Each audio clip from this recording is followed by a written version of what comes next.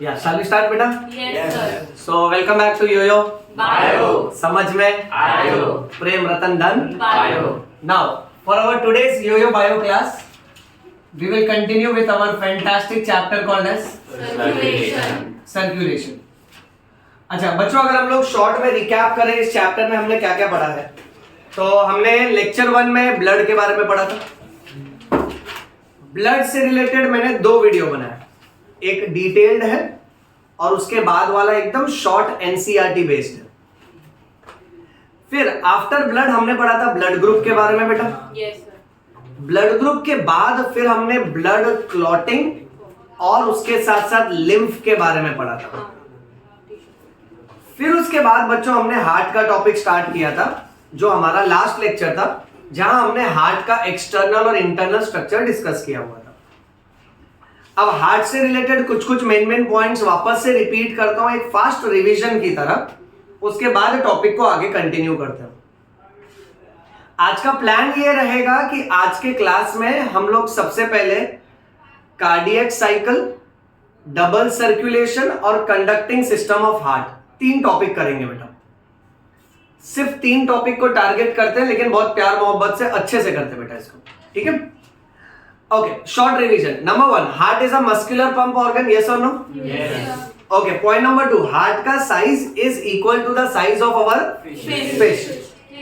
Okay, point number 3, heart का वजन approximately 360 grams है, और मेल और फीमेल को कंपेयर करेंगे तो मेल के बॉडी में हार्ट का वजन फीमेल से 50 ग्राम ज्यादा है।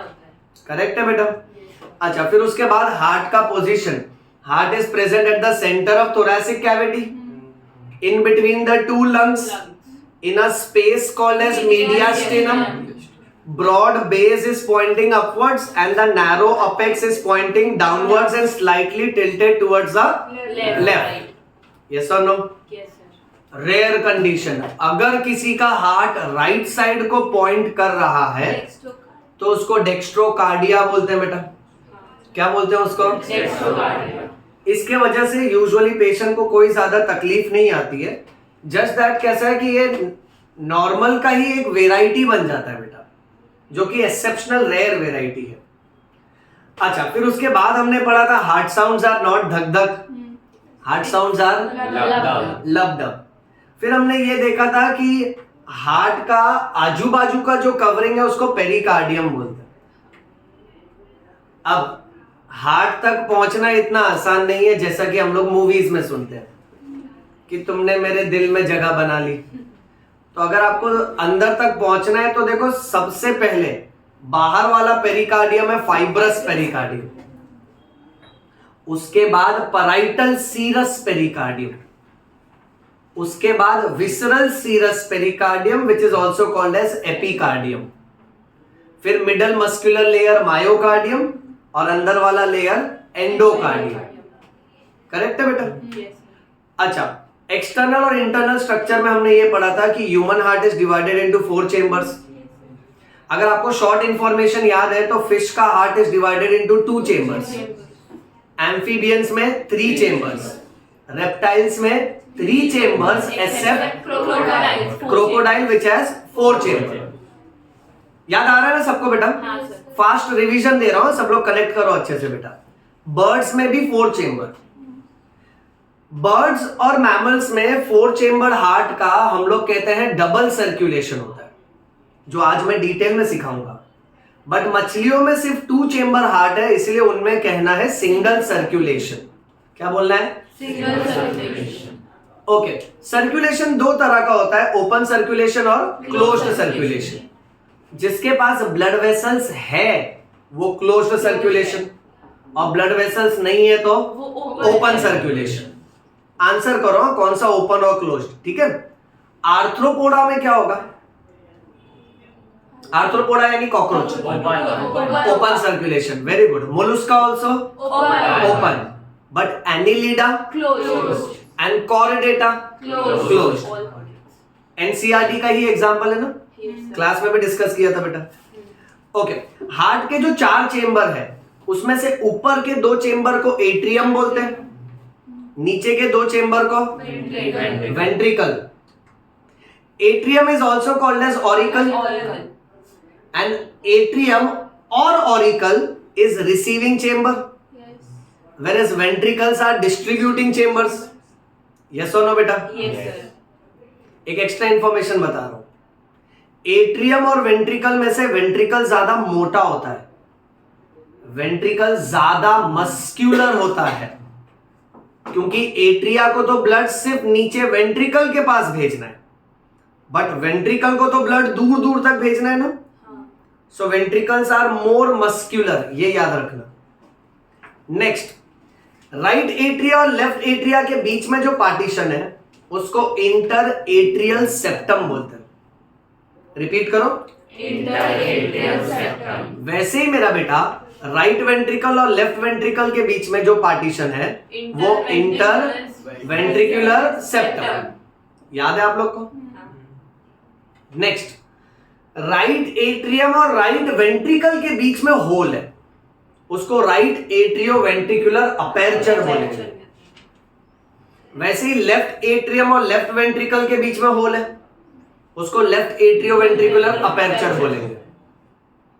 Now we are coming to most important topic, that is valve. You remember valve? Number 1, valve are leaf like structure. Valve are leaf like structure. Flaps होते हैं ना.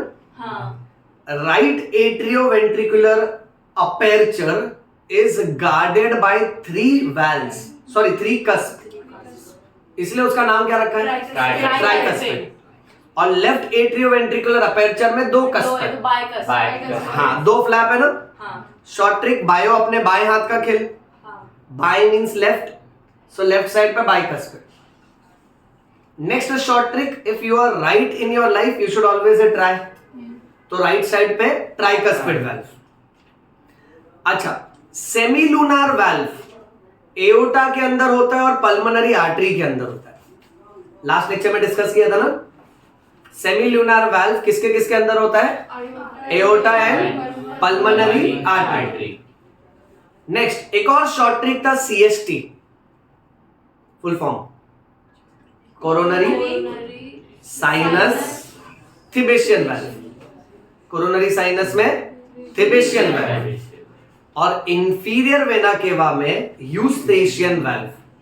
इंफीरियर वेना केवा में Eustachian valve. Okay, चलो last point of revision, heart के चारों chamber के connection. बेटा सोच के आंसर करना. राइट एट्रियम में ऊपर से ब्लड आता है फ्रॉम सुपीरियर वेना केवा, नीचे से आएगा फ्रॉम इंफीरियर वेना केवा. करेक्ट. और हार्ट का खुद का डीऑक्सीजनेटेड ब्लड ओपन होता है कोरोनरी साइनस में. सो राइट एट्रियम में 3 जगह से ब्लड आता है, सुपीरियर वेना केवा, इंफीरियर वेना केवा एंड कोरोनरी साइनस. फिर राइट एट्रियम उस ब्लड को राइट वेंट्रिकल को दे देगा. राइट वेंट्रिकल के बाद वो ब्लड जाएगा पल्मोनरी आर्टरी में. Pulmonary artery. पल्मोनरी मतलब क्या? लंग्स. सो वहां पे जैसा कि हमने डिस्कस किया था, हार्ट के राइट साइड में डीऑक्सीजनेटेड ब्लड है और हार्ट के लेफ्ट साइड में ऑक्सीजनेटेड ब्लड. सो ये डीऑक्सीजनेटेड ब्लड जब लंग्स में जाएगा तो ऑक्सीजनेट होके वापस से हार्ट की तरफ आएगा.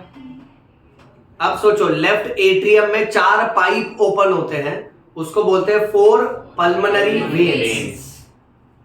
याद है? फिर उसके बाद लेफ्ट एट्रिया से ब्लड जाएगा लेफ्ट वेंट्रिकल में, लेफ्ट वेंट्रिकल से एओर्टा निकलता है. बेटा बॉडी का लार्जेस्ट आर्टरी कौन है? एओर्टा. और लार्जेस्ट वेन कौन है? इंफीरियर वेना केवा. तो देखो ये 5-10 मिनट में हम लोग ने मल्टीपल पॉइंट्स रिकैप कर लिए बेटा. अब आज के लेक्चर में इससे ज्यादा इंफॉर्मेशन है, तो अब जो पढ़ा रहा हूं ध्यान देना, ठीक है? चलो लेट्स बिगिन. अब पहला इंफॉर्मेशन ऐसा है मेरा बेटा कि अगर let's say suppose for example human heart divided into how many chamber बेटा? 4 chamber. Tell me the full form. Right atrium, right ventricle, left atrium, left ventricle. Now point number 1 बेटा कि एट्रियम के अंदर, everybody please listen to me very carefully. Atrium के अंदर ज्यादा muscles होने की वजह से जो मस्कुलर लाइनिंग बनती है देखो इन लाइनिंग को रिजेस बोलते हैं। क्या बोलते हैं? Ridges. So these are lining which is created due to muscles. Lining due to muscles. इसका नाम रखा गया है मस्क्यूलाई पेक्टिनाटी। सब लोग एक बार रिपीट करो, क्या नाम है? Muscular pectinati. अब मैं तुमको एक एग्जांपल देता हूं, सब लोग इस बारे में ध्यान से सुनना। नाउ लेट अस से बेटा फॉर एग्जांपल, ओके, जैसे अगर हम लोग ने सपोज टोमेटो को कट किया, सो कट करने के बाद टोमेटो के अंदर अपने को अलग अलग शेप नजर आ रहा है। उसी तरह से हार्ट एक्सटर्नली ऐसा मस्त स्मूथ दिख रहा है, बट उसको जब खला खला काट देगा ना बेटा, तो ये दो पार्ट में ऐसा ओपन होएगा। आगे वाला पार्ट हटा देते हैं, तो जो एट्रियम है ना, एट्रियम के अंदर मांसपेशियों का, मसल्स का जो फोल्डिंग है, उसको बोलते हैं मस्क्यूलाई पेक्टिनाटी। सब लोग रिपीट करो, उसको क्या बोलते हैं? Muscular pectinati. ओके, देन मेरा बच्चा सेकंड पॉइंट ध्यान से सुनना। इसी तरह से लेट अस से 4 chamber, right atrium right ventricle, left atrium left ventricle. अब वेंट्रिकल्स के अंदर ये जो मस्कुलर लाइनिंग है, या तो हम लोग इसको मस्कुलर फोल्ड्स भी बोल सकते हैं बेटा, इसको बोलना है columnae carneae. Everybody please repeat. Colony carni. Okay, और इसका दूसरा नाम है ट्रेबेक्युलेई कार्नी। क्या नाम है बच्चों? Trabecular carni. अब ना मैं वापस से तुमसे कहता हूं बच्चों, देखो ये पूरा चैप्टर ना मैं तुमको एक एक बारीकी अच्छे से सिखाऊंगा, ठीक है? हर वर्ड का डिटेल्ड मीनिंग याद रखना। अब यहां पे ना कार्नी जो वर्ड है वो कार्निवरस वर्ड से आया है। जैसे हम लोग हर्बीवरस और कार्निवरस बोलते हैं। सो कार्निवरस यानी जो फ्लैश खाता है बेटा। ओके, सो कार्नी का मतलब हो गया फ्लैश। कॉलम ने यानी कॉलम। सो वेंट्रिकल के अंदर फ्लैश, मसल्स का जो कॉलम नजर आता है, जो लाइन नजर आती है, उसको हम लोग बोलेंगे कॉलमने कार्ने। उसी का नाम है ट्रेबेक्युले कार्ने, क्योंकि ट्रेबेक्युले का मीनिंग भी है नेटवर्क और कॉलम लाइक लाइनिंग, दोनों सेम होता है बेटा। इसलिए इसको तुम कॉलमने कार्ने भी बोल सकते हो और तुम इसको ट्रेबेक्युले कार्ने भी बोल सकते हो। अब लॉजिक वाली बात ऐसी है, क्वेश्चन ये आता है कि मस्कुलाई पेक्टिनाटी जो है ना वो एट्रियम में, और कॉलमने कार्ने जो है वो वेंट्रिकल में, और दोनों का अपीयरेंस तो सेम है ना, लाइनिंग जैसा। ओके, यहां मैं लिख देता हूं, ये एट्रियम में और ये वाला वेंट्रिकल में।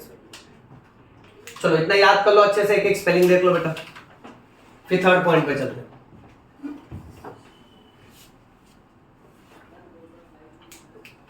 इसका ना एक एग्जांपल देता हूं। जैसे suppose for example let's say palm के अंदर भी मसल्स तो है ना बेटा, बराबर है। बट अगर सपोज मैं पाम को एकदम स्क्वीज कर दूं, ठीक है, तो सारे मसल्स की लाइनिंग नजर आती है। वैसे आप सोचो ना, हार्ट ना कम एरिया में पूरा मस्कुलर एरिया, तो इसलिए हार्ट के कैविटीज को अंदर से देखोगे ना तो ऐसी लाइनिंग नजर आएगी, और वो लाइनिंग के अपीयरेंस को ऐसा नाम दिया बेटा। अब जो थर्ड पॉइंट है बहुत ज्यादा इंपॉर्टेंट है। अगर हम लोग वेंट्रिकल के अंदर जाते हैं, right atrium left atrium, right ventricle left ventricle. अब ये जो है ना, ये वेंट्रिकल वॉल है। क्या है बेटा ये? हाँ, अब इस वेंट्रिकल वॉल के ऊपर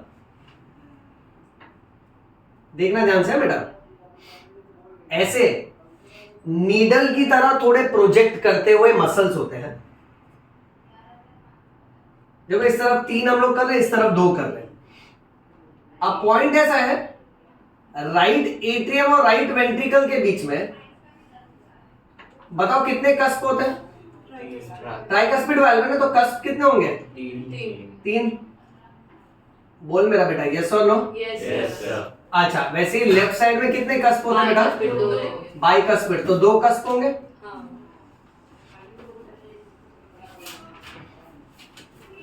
मिस नहीं करना, सब लोग ध्यान से देखो बेटा। अब पहली बात तो ये है कि ये जो प्रोजेक्टिंग मसल्स है ना, इनका नाम है पैपिलरी मसल्स। पैपिलरी मसल्स हमेशा वेंट्रिकल की वॉल पे चिपके होते हैं बेटा। ओके, नेक्स्ट, अब इस वाल्व से लेकर पैपिलरी मसल्स तक, ये देखो, ये रस्सी जैसा स्ट्रक्चर दिख रहा है बेटा, ब्लू कलर का।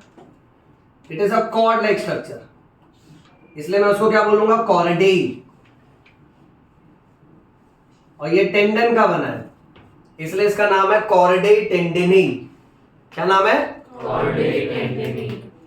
देखो, ये सारी छोटी छोटी बातें है ना, यूजुअली बच्चे डायरेक्ट रट्टा मार लेते हैं, और इसीलिए वो सर्कुलेशन का चैप्टर कुछ हफ्तों के बाद भूलने लगते हैं। और इसका है ना सबसे बेस्ट तरीका, ये आप जब बुक्स में पढ़ोगे ना तो ये आपको लाइन के फॉर्म में मिलेगा, सेंटेंसेस में या डायग्राम में।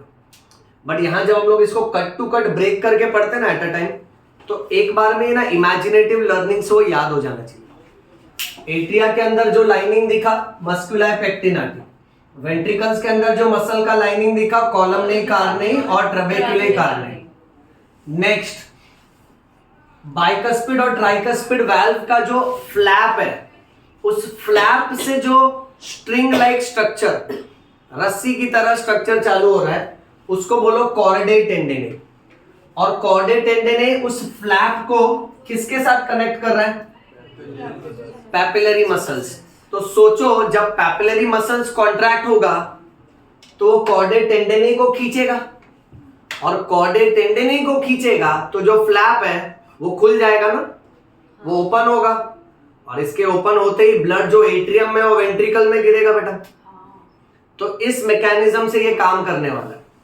ओके, चलिए आगे बढ़ते हैं। Let's go to the next part. अब नेक्स्ट पार्ट जो लिख रहा हूं ना, यूजुअली बोर्ड एग्जाम में भी आता है, नीट में भी आता है। आपको पता होना चाहिए ह्यूमन सर्कुलेशन को क्या बोलते हैं? Double circulation. ये हर उस जानवर में देखा जाएगा जिसके पास हाउ मेनी चेम्बर हार्ट? हाँ, जिसके पास 4 चेम्बर हार्ट होगा बेटा। ओके, ना डबल सर्कुलेशन को पहले डायग्राम की तरह समझते हैं, ठीक है? यहां देखो,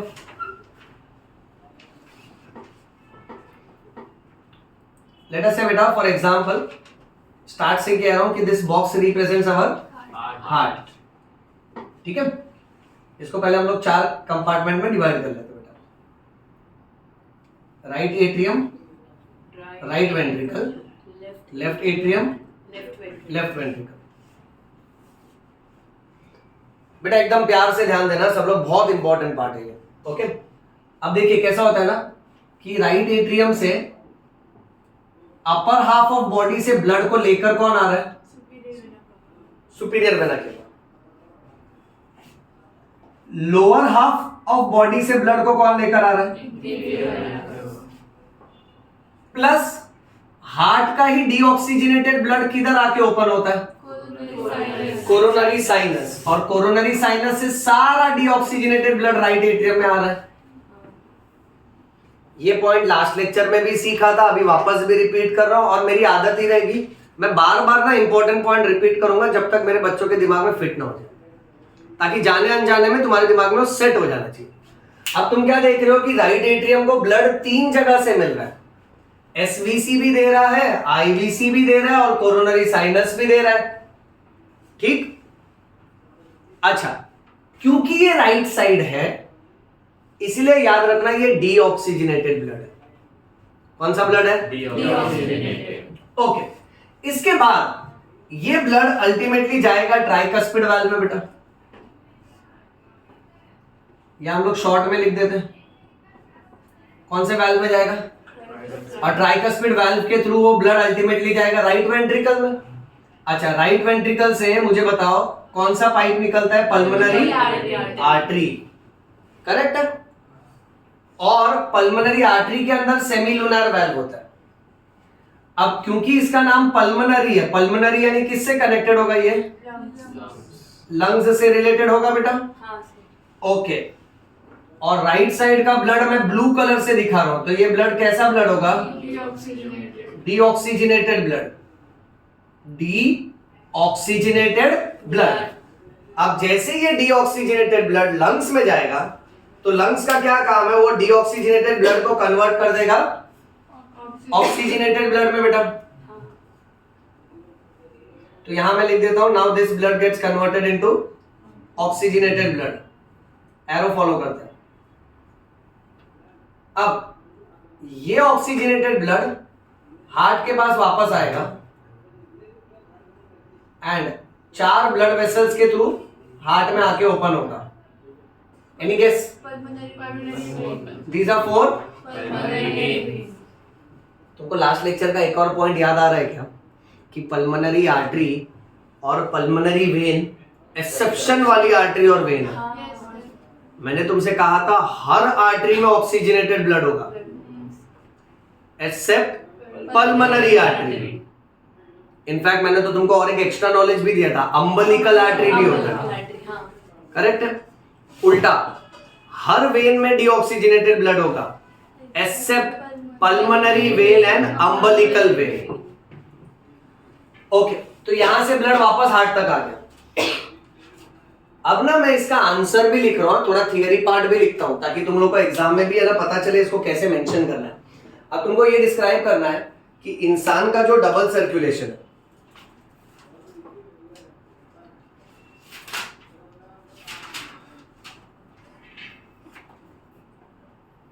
डबल सर्कुलेशन इसलिए बोलते हैं क्योंकि 2 सर्किट डायग्राम है, 2 पाथवे है जिससे ब्लड फ्लो होता है। पहला वाला है पल्मोनरी सर्कुलेशन। पल्मोनरी सर्कुलेशन में सबसे मेन ऑर्गन कौन है बेटा? लंग्स। अच्छा, तो यहां पे तुम बेसिकली क्या देख रहे हो पल्मोनरी सर्कुलेशन में कि यहां पे ब्लड आया हार्ट में, हार्ट से गया लंग्स में और लंग्स से वापस हार्ट में आया। तो शॉर्ट में लिखते हैं कि यहां बेसिकली क्या हुआ, the blood started from heart, it went inside the lungs and again back it is returned to the heart, right? Okay, ये हमने एकदम शॉर्ट में लिखा बेटा, बट हम इसको डिटेल में लिखते हैं कि ये ब्लड पहले एसवीसी, कोरोनरी साइनस और आईवीसी से, इन तीनों के माध्यम से ये आया राइट एट्रियम में। राइट एट्रियम के बाद इसका पाला पड़ा कौन से वाल्व से? ट्राइकस्पिड वाल्व से। ट्राइकस्पिड वाल्व खुल गया तो ये ब्लड गया राइट वेंट्रिकल में, राइट वेंट्रिकल से ब्लड गया पल्मोनरी आर्टरी में, पल्मोनरी आर्टरी ने ब्लड को कहां फेंक दिया? लंग्स में। अब लंग्स में जाके ये ब्लड जो डीऑक्सीजनेटेड था वो कन्वर्ट हो गया ऑक्सीजनेटेड ब्लड में, राइट। और फिर 4 पल्मोनरी वेन्स से होते हुए ये ब्लड वापस से लेफ्ट एट्रियम में आया। तो इतना जो फ्लो हो रहा है इसको बोलना है पल्मोनरी सर्कुलेशन। क्या बोलना है बेटा? Pulmonary circulation. ओके, अब आगे का पाथवे कंटिन्यू करते हैं बेटा, and let me choose red colour for oxygenated blood. Okay, pulmonary vein से ब्लड आया लेफ्ट एट्रियम में। लेफ्ट एट्रियम और लेफ्ट वेंट्रिकल के बीच में कौन सा वाल्व होगा? बाइकस्पिड वाल्व, बराबर है बेटा। फिर ब्लड अल्टीमेटली जाएगा लेफ्ट वेंट्रिकल में, राइट बेटा। अच्छा, लेफ्ट वेंट्रिकल के बाद ये ब्लड जाएगा एओर्टा में, करेक्ट है। Okay, aorta ultimately will supply this blood to different system of human body. देखो लॉजिक कैसा होता है मालूम है? एओर्टा खुद अलग अलग आर्टरी में डिवाइड होता है।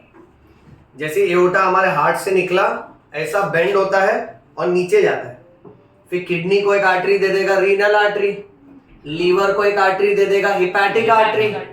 ओके, हर ऑर्गन को एक एक डिवीजन देते जाता है। सो उसका पर्पस क्या है कि बॉडी के हर सिस्टम को, चाहे डाइजेस्टिव सिस्टम हो, मस्कुलर सिस्टम हो, एक्सक्रीटरी सिस्टम हो, नर्वस सिस्टम हो, सबको ब्लड बांटता है। कौन बांट रहा है बेटा? एओर्टा। अब बॉडी के हर सिस्टम में ये ब्लड आ रहा है, तो बॉडी के हर सिस्टम को जो ब्लड मिल रहा है वो कौन सा ब्लड मिल रहा है? Oxygenated blood. अब बॉडी का हर सिस्टम क्या करेगा? उसके अंदर का ऑक्सीजन खर्चा कर लेगा और उस ब्लड को किस में कन्वर्ट कर देगा? डीऑक्सीजनेटेड ब्लड में। Now this deoxygenated blood is returned back from the body. Upper half of the body will bring it back to SVC and the lower half of the body will bring it back to IVC. अब मेरा बेटा क्या देख रहा है कि heart से system, system से हार्ट, इस सर्कुलेशन के हिस्से को बोलते हैं सिस्टमिक सर्कुलेशन। मेरा बेटा ग्रामर पे ध्यान देना, और मेरी पूरी कोशिश है कि कोई भी वर्ड तुझे हैरान नहीं करना चाहिए। पल्मोनरी क्यों बोला? क्योंकि यहां पे मेन मीडिएटर कौन था? लंग्स। सिस्टमिक सर्कुलेशन क्यों बोला? क्योंकि मेन में मेन कौन है बीच में? Body systems. बराबर बेटा? चलो इसका भी आंसर बनाते हैं जैसे ये बनाए थे बेटा। अभी सिस्टमिक सर्कुलेशन में तुम क्या देख रहे हो कि यहां पे चालू हुआ यहां से, ओके, हार्ट, हार्ट से सिस्टम, सिस्टम से वापस heart. So from heart to system and system से वापस हार्ट। अब डिटेल में लिखना पड़ेगा बेटा, चालू करो यहां से। ओके, चलो मदद करो मेरी। सो 4 पल्मोनरी वेन्स ब्लड लेकर आए लेफ्ट एट्रियम के पास। लेफ्ट एट्रियम से कौन सा वाल्व? बाइकस्पिड वाल्व के थ्रू ये ब्लड गया किसमें? लेफ्ट वेंट्रिकल में। अच्छा, लेफ्ट वेंट्रिकल से ब्लड कहां जाएगा? एओर्टा में जाएगा। Aorta will supply this blood to different systems of the body.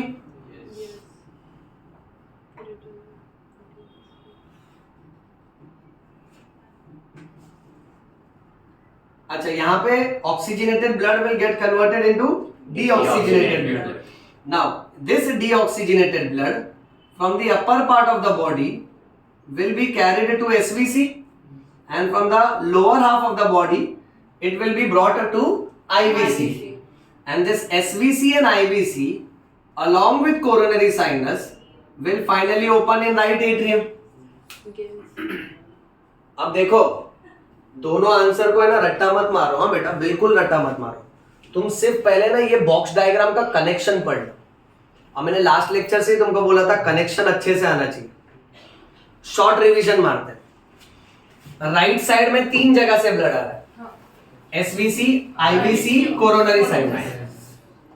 फिर वो ब्लड राइट वेंट्रिकल में जाएगा, वहां से पल्मोनरी आर्टरी, पल्मोनरी आर्टरी से लंग्स, और लंग्स से 4 पल्मोनरी वेन्स, फिर यहां पे, फिर लेफ्ट एट्रियम से लेफ्ट वेंट्रिकल, वहां से एओर्टा, एओर्टा से सिस्टम, और देखो फिर ये सर्कुलेशन चलती रहेगी। अब तुमको कहां से कैच करना है मालूम है? थोड़ा माइंड में एनिमेट करो इसको, कि जब तुम पल्मोनरी सर्कुलेशन लिखोगे ना एग्जाम में, तो ना बड़े बड़े पैराग्राफ रट्टा मार के मत जाना। ऐसा इमेजिनेशन चालू होना चाहिए, और मस्त में आंसर यहां से चालू कर देना बेटा, कि इसको ब्लड कौन कौन दे रहा है? ये और ये। देख आंसर ये चालू है ना, कि ये लोग लाके इसको दिए, फिर ये इसको देगा, ये इसको देगा, ये इसको देगा, फिर लंग्स के पास जाएगा, और लंग्स से घूम के फिर हार्ट पे आ गया ना। तो तुमने हार्ट से चालू किया और हार्ट पे ही खत्म किया। फिर सिस्टमिक में क्या बोलना मालूम है? हार्ट से चालू कर, सिस्टम में घूमो, वापस इधर आके खत्म कर। As easy as that. 2 minute के लिए एकदम ध्यान से देख लो इसको।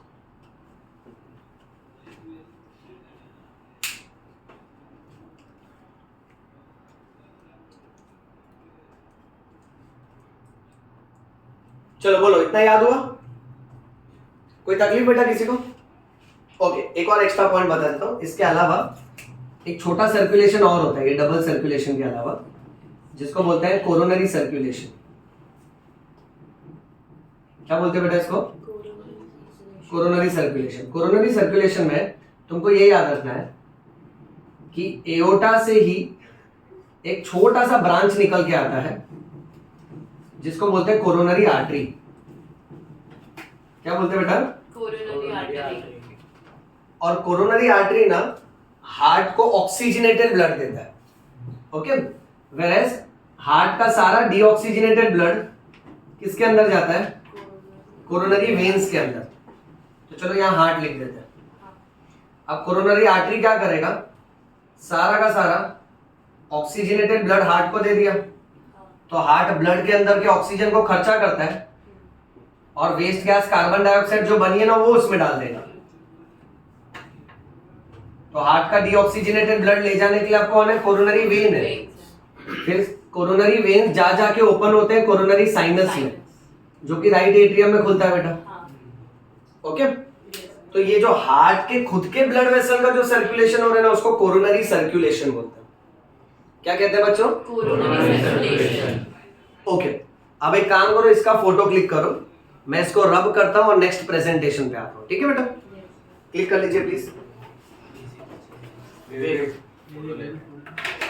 क्लिक कर लो विवेक।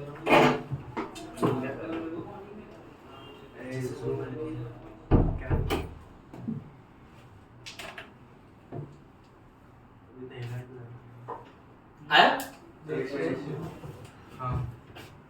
अभी आज के लेक्चर में एक और क्या मालूम है तुमको? एक डायग्राम स्किल भी सिखाना है मुझे कंडक्टिंग सिस्टम का।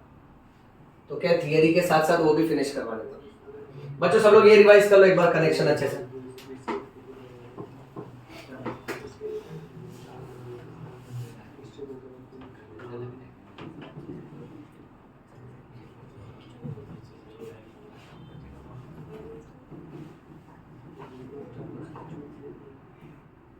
मैं पूछूंगा कनेक्शन सबसे अभी का भी, इसको देखो ध्यान से।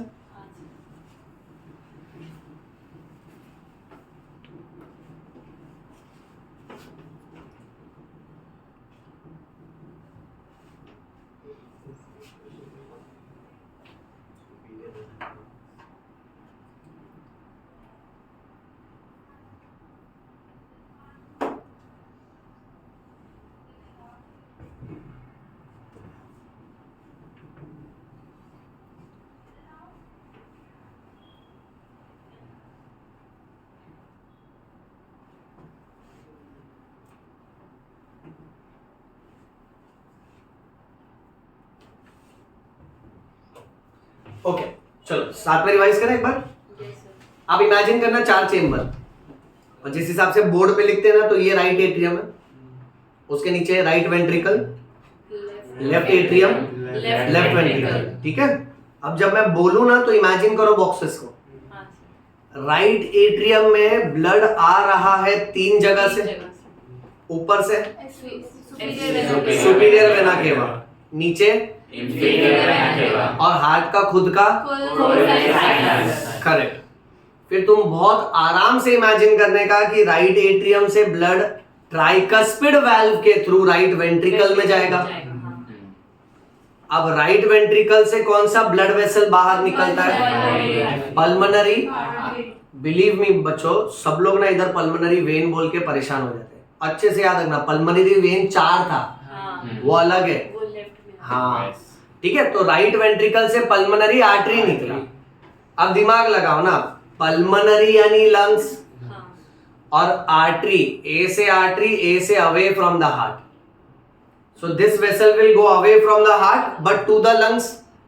That is why it is named as pulmonary artery. So it will carry blood to the lungs. अब lungs में क्या होगा? Deoxygenated blood will get converted into oxygenated blood. Then this oxygenated blood is brought back through 4 pulmonary veins into which atrium?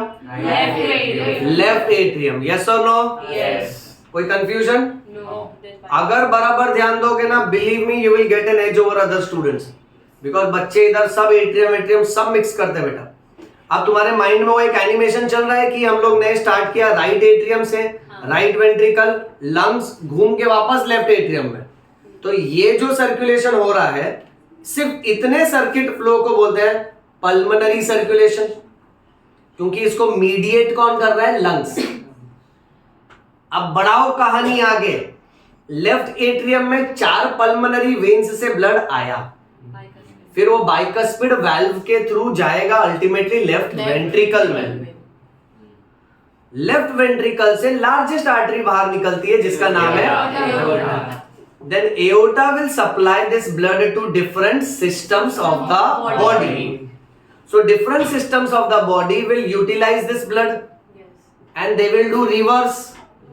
They will convert oxygenated blood into Deoxygenated. correct. This deoxygenated blood is drained from lower half of the body with the help of inferior vena cava, upper half of the body with the help of correct, and both of this will open into right atrium. So now we started from left atrium, we went to different systems of the body and we came back to right atrium. So from heart to system, system to heart. That is why this is called as systemic circulation. What is it called as? Systemic circulation. And since our blood flow shows these two pathway of flow, that is why human circulation is called as double circulation. एकदम clearly समझा? Okay, आगे की content load करते करते एक और revision करते हैं हमारे लास्ट लेक्चर का। The main extremely important content was hole in the heart. You remember that story? Yes.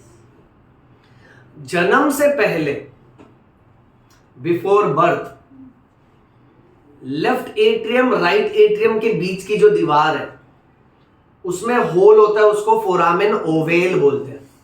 क्या बोलते हैं? Foramen oval. जन्म के बाद, आफ्टर बर्थ, वो होल भर जाता है और फिर उसका जो बचा कुचा रेमनेंट यानी बचा कुचा एरिया, उसको बोलते हैं फॉसा ओवैलिस। क्या बोलते हैं? Fossa ovalis. ओके, नेक्स्ट हमने ये भी पढ़ा था कि एओर्टा और पल्मोनरी आर्टरी के बीच में एक पाइप का कनेक्शन होता है जिसको डक्टस आर्टेरियोसस बोलते हैं। Repeat, ductus arteriosus. ओके। अब मुझे बताओ, जन्म के बाद इस पाइप के साथ क्या होता है बेटा? भर जाता है, यानी ये भी सील हो जाता है अंदर से और ये बन जाता है लिगामेंटम आर्टेरियोसम। क्या बनता है बेटा? Ligamentum arteriosum. हाँ, अब कहानी ऐसी थी कि हमने लास्ट लेक्चर में डिस्कस किया था कि छोटे बच्चे का रोना बहुत ज्यादा इंपॉर्टेंट है, because the first cry is the first breath. Okay, अब क्या है ना कि मैं तुमको एक और बात बता दूं कि अगर सर्कुलेशन चैप्टर में हम किसी से भी फॉसा ओवैलिस पूछेंगे ना तो फिर भी बता देगा, बट अगर आप किसी से पूछते हो कि बताओ ये फॉसा ल्यूनाटा क्या होता है, फिर कॉन्सेप्ट्स की दुनिया में खलीबली मच जाएगी। फॉसा ओवैलिस कैसा है, मेजर स्टूडेंट्स को नहीं पता रहता, कुछ जो गहराई से पढ़ते हैं उन बच्चों को पता होता है हाँ फॉसा ओवैलिस एग्जैक्टली क्या है, बट उससे बढ़कर भी एक कॉन्सेप्ट है that is called as fossa lunata. Okay, अब इसको ध्यान से सुनना। अब बात ऐसी है, लेट अस से हार्ट के सिर्फ अपर 2 चेंबर्स को कंसीडर करते हैं, राइट एट्रियम, लेफ्ट एट्रियम। अब जब बच्चे का हार्ट बन रहा होता है, ओके, ड्यूरिंग एम्ब्रियोनिक डेवलपमेंट, बच्चा मदर के वूम के अंदर है, उसका हार्ट डेवलप हो रहा है, तो एक्चुअली में क्या है मालूम है, वो कुछ हार्ट के अंदर ना एक्चुअली होल वोल नहीं होता है बेटा। देखो लास्ट लेक्चर तक हमने पढ़ा था कि होल होता है, उस होल को फोरामेन ओवेल बोलते हैं, फिर वो होल भर जाता है, उसको फॉसा ओवैलिस बोलते हैं। ओके, बट एक्चुअल कॉन्सेप्ट ऐसा है बच्चों कि ये जो इंटरएट्रियल सेप्टम है ना, ये इंटरएट्रियल सेप्टम दो तरीके से बनता है। मान लेते हैं एक पार्टीशन ऊपर से बन रहा है एंड मेरा बेटा मान लेते हैं एक पार्टीशन नीचे से बन रहा है। सब लोग ध्यान से सुनना एकदम। अब सपोज सबसे पहले ये ऊपर वाला पार्टीशन बनना चालू हुआ, तो जो पहले बनेगा उसको प्राइमरी बोलेंगे, तो इसका नाम है सेप्टम प्राइमम। क्या नाम है इसका? Septum primum. अच्छा, जो बाद में बनेगा, यहां ध्यान देना सब लोग, ये एनसीईआरटी में भी नहीं है, सब लोग ध्यान दो अच्छे से। जो बाद में बनेगा उसको बोलते हैं सेप्टम सेकेंडम। क्या बोलते हैं बेटा? Septum secundum. अच्छा, अब इन दोनों के बीच में ओके इतना सेक्शन होल जैसा है, करेक्ट है। अब जब बच्चा पैदा हो जाता है ना बेटा, तब ये सेप्टम और तेजी से ग्रो होने लगता है अपने अपने डायरेक्शन में, और जब ये और तेजी से ग्रो होंगे तो अभी आप इमेजिन करिए कि ये पार्टीशन है, ठीक है, ये ग्रो हुए। अब जब तक ये दूर थे तो ये ब्लड यहां से यहां जा सकता है ना, होल है ना बीच में, राइट। बट ये ग्रो होते होते अब ये टच कर गए एक दूसरे को। अब टच कर लेने की वजह से जब आप राइट एट्रियम से झांकोगे, if you are looking from right atrium, तो आपको ये एरिया खड्डा जैसा दिखेगा, और जब आप लेफ्ट एट्रियम से देखोगे तो आपको ये एरिया खड्डा जैसा लगेगा, राइट। ओके, लूनाटा का एल और लेफ्ट एट्रियम का एल। लेफ्ट एट्रियम से अगर सेप्टम की दीवार को देखा तो जो डिप्रेस्ड एरिया दिखता है उसको बोलते हैं फॉसा लूनाटा, और राइट एट्रियम से अगर देखा तो जो डिप्रेस्ड एरिया दिखता है उसको बोलते हैं फॉसा ओवैलिस। याद रखना अच्छे से, ओके। कॉन्सेप्ट तो वही रहता है कि बर्थ के बाद जो भी गैप है वो क्लोज हो जाता है, बट लूनाटा कब बोलेंगे? जब उसको लेफ्ट एट्रियम से देखते हैं, और फॉसा ओवैलिस कब बोलेंगे? जब उसको राइट एट्रियम से देखा जाता है। ये समझा? हाँ। अब तुमको एक छोटा सा रिफ्रेशिंग एक इंटरेस्टिंग टास्क देता हूं। बच्चों अपने फोन में गूगल करिए ब्लू बेबी सिंड्रोम। मैं यहां मेंशन भी कर देता हूं ताकि हमारा कोई नोट्स मिस ना हो।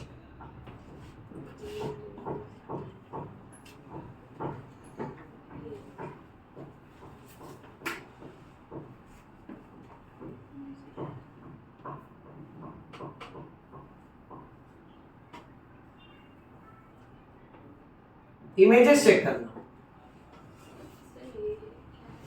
Blue baby syndrome, yes. Images check करो, उसमें कोई बच्चों का इमेज आ रहा है क्या हार्ट के अलावा? अच्छा, आप बच्चों में कोई स्पेसिफिक कलर देख लो, ब्लूइश अपीयरेंस कहीं तो भी? हाँ, yes, we can consider this. इस फोटो को देखो, ये बच्चे का नाक, इनफैक्ट जितना पेरीफेरी है बॉडी का, जैसे ये नोज का टिप हो गया, जैसे ये कान हो गया, ठीक है, फिंगर्स हो गए, इसको ध्यान से देखिए। So we can see that कि ये बच्चों थोड़ा ब्लूइश अपीयरेंस का है, इसको बोलते हैं ब्लू बेबी सिंड्रोम। अब ना मैं तुमको एक बहुत सुपर्ब सा कॉन्सेप्ट बताता हूं बच्चों। डे टू डे लाइफ में है ना, जहां हम लोग ने हल्के हल्के ये सुना होगा यार इसके दिल में छेद है, ये हम लोग लास्ट लेक्चर से बात कर रहे हैं, तो मालूम है क्या कि ये भाषा ही गलत है। ऐसा नहीं है कि वो पेशेंट के दिल में छेद है, दिल में छेद तो सबके होता है ना। रादर हमको ये बोलना चाहिए कि इसका जो छेद है वो भरा नहीं। यस और no? Because see, we all will show presence of that foramen ovale before birth, and after birth it gets converted into fossa ovalis बेटा। अब प्रॉब्लम क्या है मालूम है? कुछ बच्चों में दो कंडीशन देखा जाता है। Now I am teaching you new grammar, हाँ बेटा। This is called as a patent foramen ovale, and this is called as a patent ductus arteriosus, मेरा बच्चा कभी भी बायोलॉजी में पेटेंट वर्ड सुनेगा ना, याद रखना patent is related to open, यानी जो फोरामेन ओवेल भर जाना चाहिए था वो इस बच्चे में अभी भी खुला है, तो उसको बोलते हैं पेटेंट फोरामेन ओवेल। और जो डक्टस आर्टीरियोसस सील हो जाना चाहिए ताकि वो बने लिगामेंटम आर्टीरियोसम, वो भी अभी भी खुला है। अब नॉर्मली या तो बच्चे को ये होता है या तो ये होता है, रेयरली दोनों भी होता है। बट सोचो ये दो में से कोई भी एक कंडीशन भी हुआ ना, बच्चा ब्लूइश कलर का दिखेगा। अपने को लगेगा कि यह एवेटार मूवी का बच्चा है, ओके, जादू जैसा है, ओके, कोई दूसरे ग्रह का है। बट याद रखना इस बच्चे के बॉडी में डीऑक्सीजनेटेड ब्लड ज्यादा घूम रहा है, इसीलिए इसके बॉडी के पेरिफेरल पार्ट ब्लूइश कलर के हो रहे हैं। हाईफाई लैंग्वेज में इस ही को साइनोसिस भी बोलते हैं। क्या बोलते हैं? Now a strong biology student should know that cyano means blue. जैसे cyanobacteria is blue green algae, cyanobacteria is also called as blue green algae. हाँ, अब ये डॉक्टर्स की भाषा है। अगर बच्चा पैदा हुआ और उसके पेरीफेरी फिंगर्स ब्लूइश हैं, डॉक्टर दूसरे डॉक्टर को बोलेगा the patient is having cyanosis. फिर वो स्पेशलिस्ट फटाफट भाग के आएगा, क्योंकि वो जानता है साइनोसिस ये क्या जॉन्डिस वॉन्डिस जैसा कोई छोटा मोटा केस नहीं है, ये बड़ा गड़बड़ वाला मामला है। बिकॉज इसमें सीधा हार्ट पे क्वेश्चन मार्क आता है कि हार्ट के डेवलपमेंट में और मेकिंग में जन्म से कोई ना कोई डिफेक्ट आया है। फिर वो छोटे बच्चे के हार्ट का जब सोनोग्राफी और बाकी का रिपोर्ट्स वगैरह कराते हैं, सोनोग्राफी जैसे ये एक रिपोर्ट होता है जिसको 2D इकोकार्डियोग्राफी बोलते हैं। जैसे सोनोग्राफी में पेट के ऊपर वो छोटा सा स्ट्रक्चर मूव करते हैं तो स्क्रीन में पेट के ऑर्गन्स नजर आते हैं। इसमें भी ना चेस्ट के ऊपर थोड़ा जेली लगा के फिर चेस्ट के ऊपर मूव किया जाता है, तो हार्ट के वेल्व्स, इंटरनल स्ट्रक्चर सब दिखता है। और फिर वो कार्डियोलॉजिस्ट को पता चलता है यार इसका तो फोरामेन ओवेल खुला का खुला रह गया है, इसका डक्टस आर्टीरियोसस भर ही नहीं रहा। फिर वो रिपोर्ट में बोलता है कि इसको पेटेंट फोरामेन ओवेल है या तो पेशेंट को पेटेंट डक्टस आर्टीरियोसस है। और इस बीमारी को नाम दिया गया है ब्लू बेबी सिंड्रोम। लॉजिक समझा बेटा? अब देखो हम लोग एक लेवल ऊपर चल रहे हैं। आम पब्लिक को तो ये भी नहीं पता होगा कि फोरामेन ओवेल क्या होता है, उसका खुला रहना, बीमारी, ये सब तो बहुत दूर की बात है।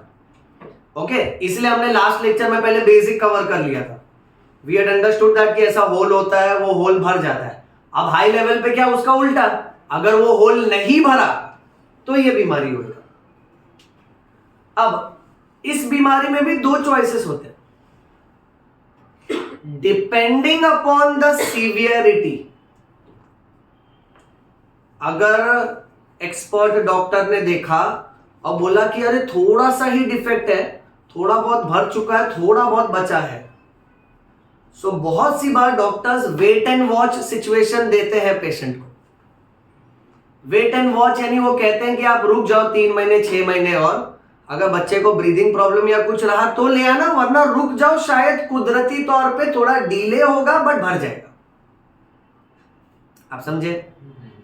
ये सीवियर केस में होगा कि हल्के वाले केस में? हल्के वाले केस में, कि डॉक्टर समझ रहे कि अरे थोड़ा सा ही गैप है, इतना टेंशन नहीं लेना चाहिए। बट अगर वो गैप काफी बड़ा है और रिपोर्ट में एकदम क्लियरली आया कि भाई प्रॉब्लम बहुत ज्यादा है, तो आप लोग बिलीव नहीं करोगे, उस छोटे से बच्चे का तुरंत सर्जरी कराना पड़ता है। And it is so saddening to see that कि हम भी एज अ डॉक्टर्स जब हम लोग ऑपरेशन थिएटर गए हैं ना, we are always habituated to see adults on the operation table. But when you enter inside an operation theater, even as a doctor being so mentally stubborn and mentally strong, कि नहीं, I will not be emotional, I have to save that patient, my knowledge should come first, emotion should come second. But when you see such a small child on operation theater, how much ever strong you are mentally, you feel very sad that अरे this child has to be operated on. And starting के surgeries में you feel little fearful, you feel little emotional, okay? But hats off to those great surgeons. They are doing such a precise and specific surgery very delicately. Because imagine a बच्चों का heart will be this much, fist का size. उसके अंदर जो defect है उसमें stitches लेके proper close करना. You require an eagle's eye and a fox mind and a lion's courage in order to become a doctor. You understand, beta? Right? So that you have all the qualities together. Okay, your vision is very sharp, you are very clear. At the same time, your mind is running much more faster than the disease. At the same time, you have the courage that you can fight the battle with the death and you can say that you cannot take this child away. That is what being doctor is all about.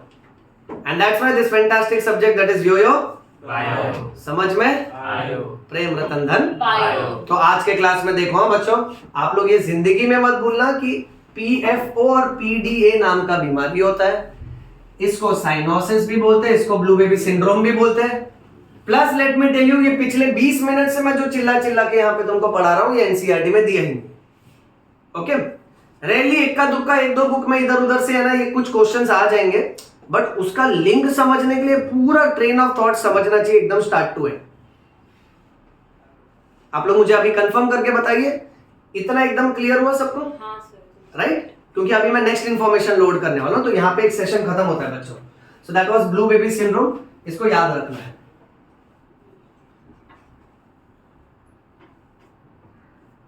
एक homework दे देता हूं जो तुम लोग ऐसे randomly ढूंढते ना, ऐसे इंटरेस्ट के लिए, कि ऐसा भी एक डिजीज होता है जिसमें हार्ट ना चेस्ट के बाहर डेवलप होता है.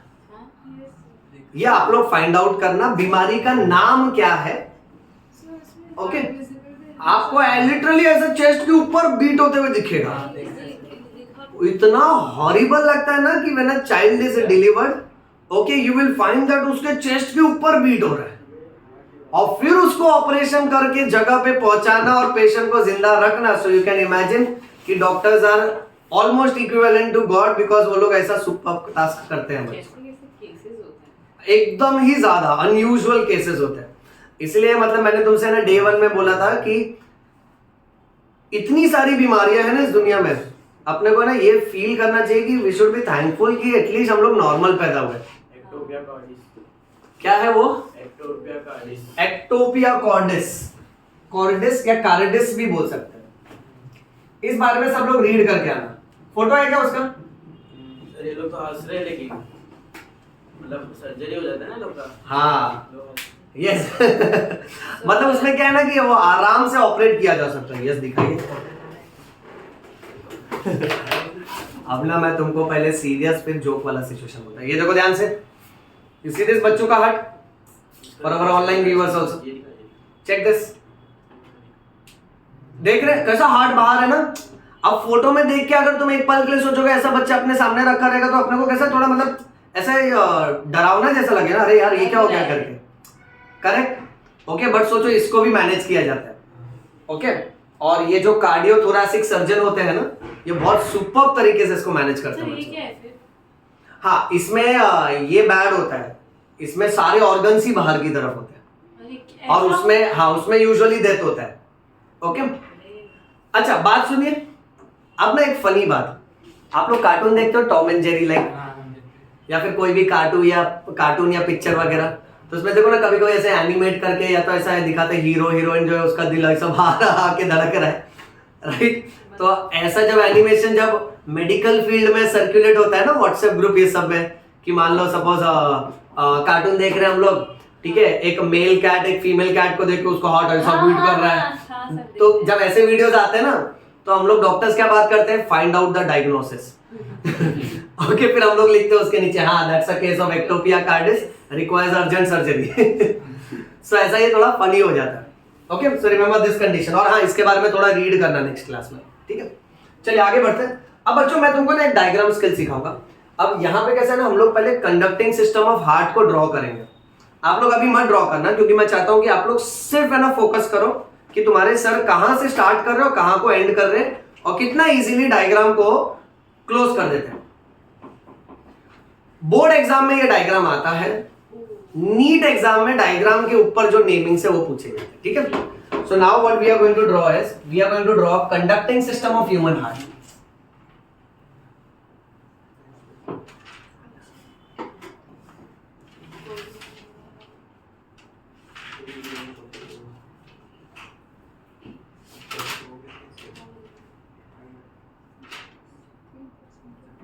ओके चलिए स्टार्ट करें बेटा। सब लोग ध्यान देना, conducting system of human heart draw करने के लिए अब स्टार्ट में हम लोग क्या करेंगे ना कि ऊपर के 2 एट्रियम और नीचे के 2 वेंट्रिकल, यानी 2 सर्कल ऊपर की तरफ।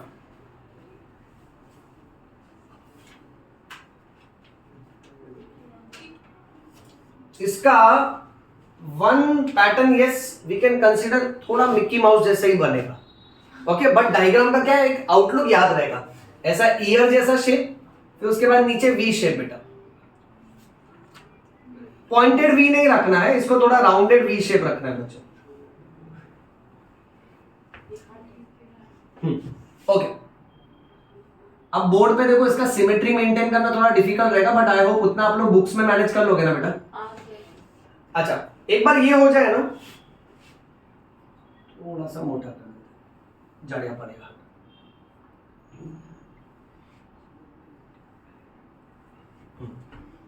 बेटर। अच्छा अब ये होने के बाद फर्स्ट स्टेप देखा सबने? ओके अब इसके बाद मालूम है, अरे ये डायग्राम यूजुअली मैं तुमसे बोल रहा हूँ ना, मैक्सिमम नंबर ऑफ टाइम्स आता है। और जब हम लोग लास्ट में रिवीजन लेक्चर्स ये सब लेते हैं ना, तो जो बच्चे ये लेक्चर नहीं अटेंड किए होते हैं, जो बीच में से कभी कोचिंग ज्वाइन करते हैं या फिर बीच में से आते हैं ना, जिनका ये मिस हो गया है, वो तो अरे सर ये बहुत बार पूछा है, मेरे को आता ही नहीं है। और यहाँ पे बच्चे लोग को प्रॉब्लम आता ही है। बट देखो कितना ईजी हो जाएगा ये ड्रॉ करने के बाद। अब क्या करना मालूम है, इस स्ट्रक्चर को है ना हम लोग डबल करते हैं अंदर से, ठीक है। अब जब डबल करने आएंगे ना, तो यहां से ऐसा वाल्व निकाल के रखते हैं बेटा, और फिर वेंट्रिकल का वॉल के लिए इसको पैरेलल नीचे ले जाओ। अब जब इसको नीचे ले जाओगे ना, तो बीच में ना 2 वेंट्रिकल के बीच का पार्टीशन दिखाना है, और कोशिश ये रखना कि सिमेट्री मेंटेन रहे बेटा।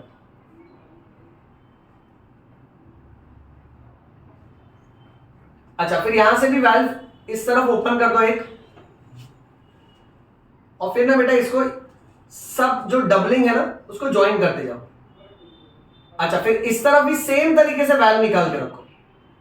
अब बात कैसा है कि एक साइड ट्राइकस्पिड है और एक साइड बाइकस्पिड है ना, बट ट्राइकस्पिड में 3 कस्प होगा, सपोज एक यहां पे, एक यहां पे, और मेरा बेटा इमेजिन कर ले कि एक कस्प आगे की तरफ, ठीक है। और ये पूरा हार्ट के अंदर है।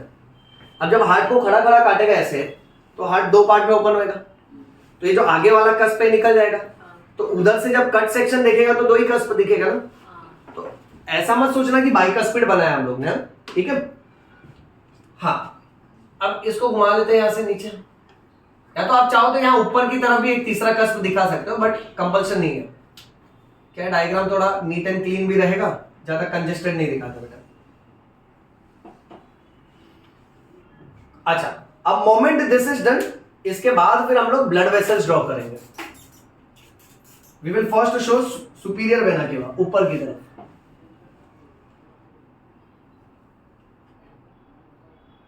ओके। फिर मेरा बेटा नीचे की तरफ इंफीरियर वेना केवा, ओके। अच्छा फिर 4 पल्मोनरी वेन्स। अब 4 में से मैंने तुमको रूल बताया कि 2 इस तरफ से आ रहा है बेटा, तुमको याद है ना, और 2 इस तरफ से आएगा बेटा। अच्छा इसका ना सुपीरियर वेना केवा से कोई लेना देना नहीं है बेटा, उसके पीछे से आके यहां ओपन होएगा 2, और ये है ये यहां पे ओपन होंगे बेटा। चलिए मेन नेमिंग ले लेते हैं। अब ये जो चेंबर है ऊपर वाला, this is right atrium, this is right ventricle, left ventricle, left atrium. अब मैं जो पढ़ाने वाला हूं ना बच्चों, ये थोड़ा सा अलग पार्ट है, ओके। पहले डायग्राम फिनिश कर लेते हैं, फिर कॉन्सेप्ट पे आता हूं। अब डायग्राम के हिसाब से बाय हार्ट कर लेना कि राइट एट्रियम के राइट अपर कॉर्नर में यहां एक स्पेशल टाइनी स्वेलिंग होता है, जिसको SA नोड बोलते हैं। SA node sinuatrial node. We can also call it as a sino-auricular node. Sino का स्पेलिंग देखो, SINO. SINU वाला स्पेलिंग मत लेना, मैं लिखूंगा बोर्ड पे, SINO, साइनोएट्रियल नोड. अच्छा, फिर नीचे की तरफ मेरा बेटा यहां देख, यहां एक और नोड होता है जिसको बोलते हैं AV node, atrio ventricular node. देखा नेमिंग? इन दोनों को कनेक्ट करो with the help of fibres which are called as internodal pathway. Internodal pathway. चलो बेस्ट. अब इसके बाद मेरा बेटा यहां से मोटा सा एक बंडल चालू होता है जो इंटरवेंट्रिकुलर सेप्टम के ऊपर से जा रहा है. देखो इसको ध्यान से,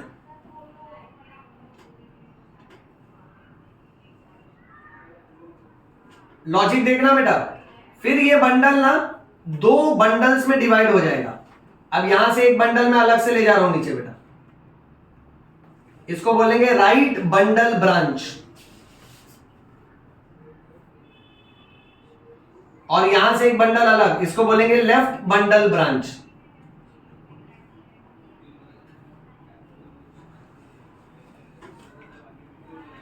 और फिर ये पतले पतले फाइबर्स में डिवाइड होता है जो वेंट्रिकल्स की दीवारों के अंदर घुस जाता है बेटा.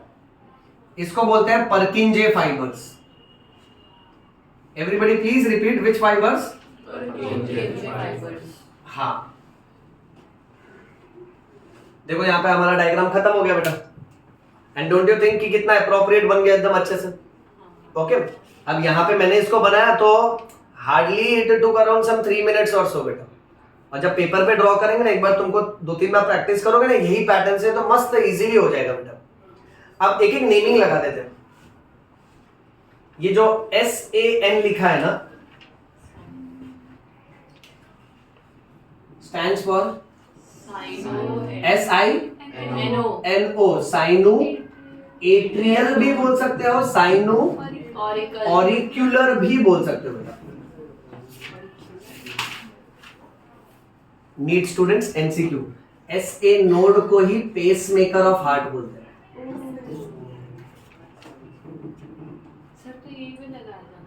It is also called as pacemaker. नहीं, जब ये खराब हो जाता है ना तो दूसरी चिप इसके काम करने के बदले लगाई जाती है.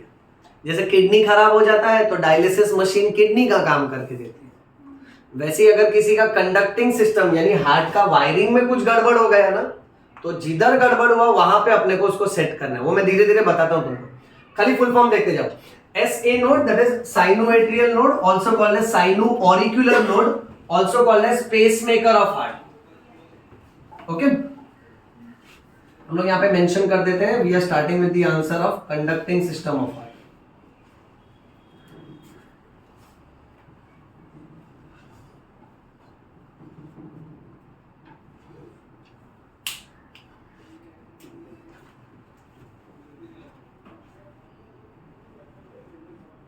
ओके, नेक्स्ट फैंसी बुक्स के हिसाब से अब चलते हैं. SA node is also called as heart of heart. क्या प्यारा नाम रखा है, सोचो. यानी क्या होता है मालूम है कि यही ना सबसे पहले ऐसा मैसेज बनाता है और मैसेज को आगे भेजता है AV नोड के पास. AV नोड से ये बंडल, फिर right bundle, left bundle, पर्किंजे fibres. और जब मैसेज फैल गया ना सब जगह, तब जाके हार्ट कॉन्ट्रैक्ट करता है, रिलैक्स करता है. फिर ये दूसरा मैसेज बनाता है, वो मैसेज नीचे उतरता है, स्प्रेड होता है, फिर हार्ट कॉन्ट्रैक्ट करता है, रिलैक्स करता है. अब हमारा सफर शुरू हो चुका है. आने वाले नेक्स्ट लेक्चर तक आपको एक हार्ट बीट समझेगा. सोचो हम लोग इतने टाइम से ब्लड ग्रुप, हार्ट का एक्सटर्नल स्ट्रक्चर, इंटरनल स्ट्रक्चर, अब धीरे धीरे उस लाइन पे उतर रहे हैं कि हम लोग हार्ट बीट समझेंगे बेटा. तो सोचो एक हार्ट बीट के लिए ये पूरा मैकेनिज्म है, ये रास्ता पूरा क्रॉस होता है बेटा. ओके, और इसके साथ साथ जो पढ़ा है ना वो भी रिलेट करना पड़ेगा आने वाले लेक्चर में. बहुत मजा आएगा. खाली कैसे मालूम है, सब बेसिक्स एकदम दिमाग में अच्छे से रिवाइज करके रेडी रहने का. अब बात क्या है मालूम है, ये पूरा मैसेज नीचे तक पहुंचा के कौन दिया, ऐसे नोड ना, शुरुआत तो वही किया, करेक्ट है। तो जैसे बॉडी के लिए हार्ट इंपॉर्टेंट है, वैसे हार्ट के लिए ऐसे नोड इंपॉर्टेंट है, इसलिए उसको टाइटल मिला है हार्ट ऑफ हार्ट। दूसरा टाइटल सुनोगे ना, बहुत सही टाइटल है। It is also called as brain of heart. अब इसका लॉजिक सुनो। See my dear students, this is just like let's say fan, ठीक है। जब मैं स्विच ऑन करता हूं तब फैन मूव करता है, यानी यहां मेरे बच्चे इस कॉन्सेप्ट पर ध्यान दे रहे हैं कि फैन जो घूम रहा है उसको हम लोग कहेंगे मैकेनिकल एक्टिविटी, ठीक बेटा। बट ये मैकेनिकल एक्टिविटी किसकी वजह से हुई? This was because of electrical activity, yes और नो? बिजली की कोई हरकत हुई, उसने जाके इस फैन के अंदर के डिवाइस को एक्साइट किया, तब वो स्टिमुलेट हुआ और घूमने लगा ना, करेक्ट। अच्छा, अब वो जो इलेक्ट्रिसिटी है ना, वो हमारे बॉडी के हिसाब से इंपल्स है। इंपल्स यानी मैसेज। जो वायर है ना, वो न्यूरॉन्स होते हैं बेटा, और ये जो फैन है ना, this is like a muscle. Logic ध्यान से सुनते जाओ, नेक्स्ट 15-20 मिनट्स देखो कैसे पूरा फ्लो चेंज होएगा बेटा हर कॉन्सेप्ट का। सो अब कैसा है ना कि हम लोग ह्यूमन बॉडी में ये देखते हैं, जैसे सपोज बाइसेप्स मसल्स, ठीक है। अब ये तभी कॉन्ट्रैक्ट करेगा जब कोई न्यूरॉन आके इसको मैसेज भेजेगा।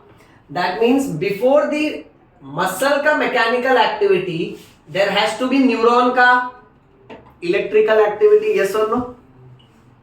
तो जब तक कोई न्यूरॉन आके मसल को स्टिमुलेट नहीं करेगा तब तक मसल कॉन्ट्रैक्ट होगा नहीं। यानी हर मसल कॉन्ट्रैक्शन के पहले कोई ना कोई इलेक्ट्रिकल एक्टिविटी है बेटा, राइट? अपने हार्ट में भी ऐसी होता है, बट थोड़ा सा रूल अलग है। बॉडी का हर मसल ब्रेन का गुलाम होता है। सदियों से ये गुलामी उन्होंने तय कर रखी है कि हर मसल खुद से मूव करेगा नहीं। अब जैसे मेरे को भी ये मूव करना है, उसके लिए पहले मेरा ब्रेन मैसेज भेज चुका है ना। हर मसल न्यूरॉन्स का गुलाम होता है, except the king of all muscle, that is myocardium.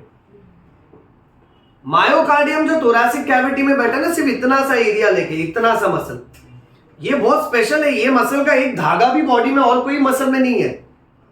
बाकी सब स्केलेटल मसल अलग है। इंटेस्टाइन के अंदर जो विसरल स्मूथ मसल्स है वो अलग कैटेगरी है, बट ये बहुत यूनिक स्पेशल मसल है। न्यूरॉन आता है इसके पास मैसेज लेके, बोलता है ए मसल चल कॉन्ट्रैक्ट हो, तो मायोकार्डियम बोलते इधर इधर इधर इधर बैठ बैठ इधर बैठ। कैसे बात किया तू मेरे साथ? बोलता कॉन्ट्रैक्ट हो, मैं ब्रेन से आया हूं, बहुत ऊपर से ऑर्डर आया है। बोलता ऊपर से ऑर्डर आया ना, रिटर्न लेके जा। अब हार्ट ब्रेन के इंपल्सेस पर डिपेंडेंट नहीं है। मुझे एक बात बताओ, अगर मुझे एक पैर उठा के भी यहां रखना है तो मेरे ब्रेन या स्पाइनल कॉर्ड से ही मैसेज जाएगा ना, करेक्ट है? तो ये सारे स्केलेटल मसल्स न्यूरॉन्स के गुलाम है, बट हार्ट यूनिक है। वो न्यूरॉन का मैसेज वापस भेज देता, बोलता है मेरे से ऐसा फालतूगिरी करने का नहीं है, मैं कोई आलू चालू मसल नहीं है, I am not a routine muscle, I am myocardium. और ज्यादा नाटक किया तो ब्रेन को बोल मैं छुट्टी ले लेता हूं, मैं अपने दुकान का शटर डाउन कर देता हूं।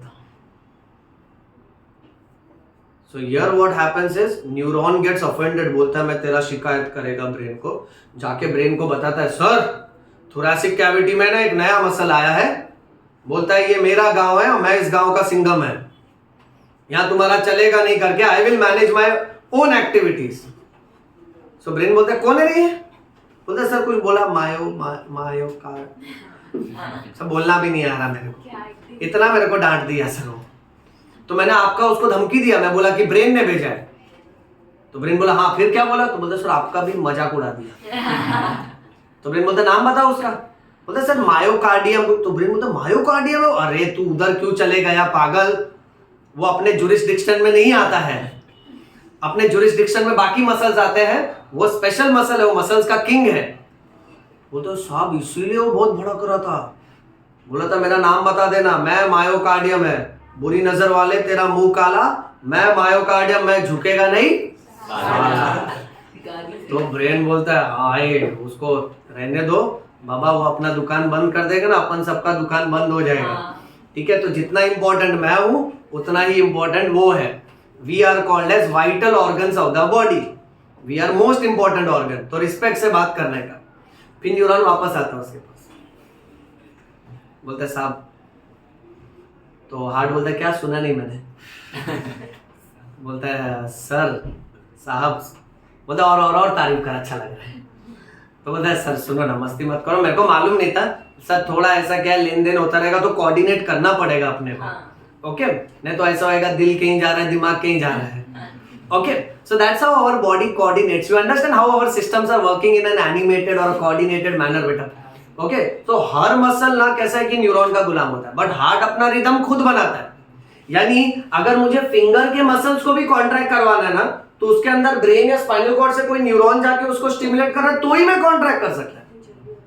बट हमारा जो हार्ट है ना, ओके, हमारा हार्ट अपनी रिदम खुद बनाता है। ऐसे हार्ट को बोलते हैं मायोजेनिक हार्ट। क्या बोलते हैं? ये सुनते जाओ अभी, एकदम ध्यान से सुनते जाना। जहां मायो का मतलब होता है मसल, जेनिक का मतलब होता है टू जेनरेट, यानी कॉन्ट्रैक्शन के लिए जो भी इंपल्स चाहिए, जो भी स्टिम्युलस चाहिए, वो स्टिम्युलस मसल खुद ही जेनरेट कर रहा है। बाकी लोअर ऑर्गेनिजम्स का जो हार्ट होता है ना बेटा, वो होता है न्यूरोजेनिक हार्ट। यानी उस हार्ट को स्टिमुलेट करने के लिए जो भी इंपल्स जनरेट करना है, वो इंपल्स न्यूरॉन जनरेट कर रहे हैं। ये तुमको मेरी बात समझ गई है कि नहीं? हम लोग फिर भी हायर कैटेगरी का हार्ट लेकर बैठे हैं, हमारा हार्ट मायोजेनिक है। ओके, सो मैं यहां एग्जांपल भी लिखता हूं कि मायोजेनिक हार्ट आपको हायर एनिमल्स में देखने मिलेगा और न्यूरोजेनिक हार्ट आपको लोअर एनिमल्स में देखने मिलेगा। अब लोअर एनिमल्स में सबसे कॉमन एग्जांपल एक ले लेते हैं, जैसे मान के चलते आर्थ्रोपोडा, कॉकरोच। मायोजेनिक हार्ट मतलब एप्स और मैमल्स को ही बात की है। हाँ, हायर एनिमल्स। अब इसमें कैसा है ना कि आप मान के चलो कि सारे के सारे बर्ड्स और मैमल्स, ओके, बट जितने भी नॉन कॉर्डेट्स ये सब है ना लोअर एनिमल्स, उसमें क्लासिक एग्जांपल यही आता है यूजुअली एमसीक्यू में। और हायर एनिमल्स में इन जनरल आप मान के चलो मैमल्स। अब लॉजिक की बात क्या है मालूम है? अपना हार्ट मायोजेनिक है, इसका मीनिंग समझो। यानी अगर ह्यूमन हार्ट को चेस्ट के बाहर भी निकाल दिया तो भी वो बीट करेगा, खाली उसको है ना पाइप के थ्रू, ट्यूब के थ्रू ना, पाइप एक दूसरे में कनेक्ट कर दो, सर्कुलेशन होने दो बस। इनफैक्ट हार्ट तो छोड़ो, एक नेक्स्ट जबरदस्त प्रॉपर्टी बताता हूं। मेडिकल कॉलेज में इस प्रॉपर्टी के एनिमेटेड वीडियोस जब देखे जाते हैं ना, बहुत रिमार्केबल लगते हैं। ये पूरा हार्ट तो छोड़ो, अगर हार्ट का एक धागा भी, मायोकार्डियम का एक फाइबर भी लेके अगर मैंने पटक दिया ना बेंच पे, तो वो भी अपने आप बीट करेगा, जब तक उसके पास न्यूट्रिएंट है तब तक। इसको बोलते हैं ऑटो एक्साइटेबल। क्या बोलते हैं? Auto excitable. यानी ये खुद को खुद ही एक्साइट करता है। ये बाकी साधारण मसल जैसे नहीं कि वेट करेगा, न्यूरॉन से मैसेज आएगा तब मसल कॉन्ट्रैक्ट करेगा। नहीं नहीं नहीं, ये अपना संदेश खुद बनाता है। आप लोग मेरी बात समझ रहे हैं ना सब लोग? ज्यादा हैवी तो नहीं लग रहा ना सबको? हाँ, ऑटो एक्साइटेबिलिटी, ये प्रॉपर्टी याद रखना। अब इसीलिए ना कहीं डॉक्टर्स और सर्जन्स ने इस प्रॉपर्टी का यूज किया है, क्योंकि हमारा हार्ट मायोजेनिक है, इसलिए उसको अगर है ना चेस्ट के बाहर भी निकाला और उसको अगर बॉक्स में रख दिया ना और फिर किसी और के बॉडी में इंप्लांट कर दिया ना, तो इस तरह का सर्जरी मुमकिन हो पाता है, which is again one of the major surgery called as heart transplantation surgery. सोचो अगर हमारा हार्ट न्यूरोजेनिक होता तो हार्ट ट्रांसप्लांटेशन सर्जरी मुमकिन ही नहीं हो पाता. सोचो क्यों ऐसा? न्यूरोजेनिक यानी न्यूरॉन से कनेक्शन है उसका और न्यूरॉन पर ही डिपेंडेंट है, तो हार्ट ट्रांसप्लांट क्यों नहीं कर पाते बोलो? जैसे ही बाहर निकालता तो उसका न्यूरॉन से कनेक्शन टूट जाता, और न्यूरॉन से कनेक्शन अगर टूट जाता तो क्या वो खुद ब खुद कॉन्ट्रैक्ट हो पाता क्या? क्योंकि वो न्यूरॉन के ही भरोसे चल रहा था, राइट? इसीलिए इंसान में हार्ट ट्रांसप्लांटेशन सर्जरी मुमकिन है. ये याद रखना, ये भी बहुत इंपॉर्टेंट एमसीक्यू आता है कि मायोजेनिक हार्ट क्या होता है और न्यूरोजेनिक हार्ट क्या होता है. अब ये सोचो कि अपना हार्ट मायोजेनिक है क्योंकि उसके अंदर ऐसा पूरा इलेक्ट्रिकल नेटवर्क है वायरिंग का. अब मैं ना तुमको इसकी और एक गहराई बता रहा हूं, और एनसीईआरटी कभी इन शब्दों में उलझेगा नहीं. ये मेडिसिन में आता है आगे चल के, एडवांस मेडिसिन में. अब ये जो वायरिंग तुम लोग देख रहे हो ना, ये न्यूरॉन्स नहीं है, ये मायोकार्डियम ही है. यानी ये सब मसल के ही धागे हैं, बट काम न्यूरॉन की तरह कर रहे हैं. यानी स्ट्रक्चर के हिसाब से ये मसल है, कितना पार्ट पूरा ये, बट फंक्शन के हिसाब से ये न्यूरॉन है. और वैसे ही कुछ मसल्स का झुंड यहां बना है, कुछ मसल्स का झुंड यहां बना है, कुछ मसल के फाइबर्स का बंडल यहां पर बना है. बाकी तो इंडिविजुअल ब्रांचिंग और सब ब्रांचिंग है.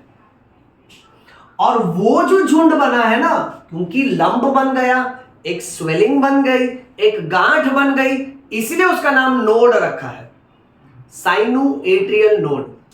देखो उसको हार्ट ऑफ हार्ट क्यों बोला? क्योंकि जैसे शरीर के लिए हार्ट इंपॉर्टेंट है, तो भाई हार्ट के लिए ऐसे नोड इंपॉर्टेंट है, क्योंकि वो मैसेज एवी नोड को देगा, वो नीचे बंडल को देगा, वो पर्किंजे फाइबर्स को देगा, तब हार्ट कॉन्ट्रैक्ट करता है, रिलैक्स करता है.